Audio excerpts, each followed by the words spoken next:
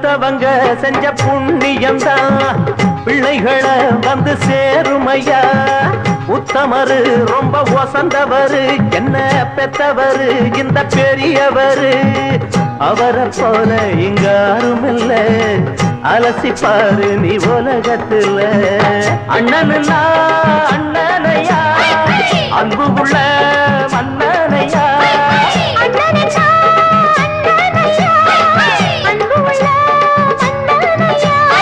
ஊரெல்லாம் கொண்டாடும் உன் பேரையா.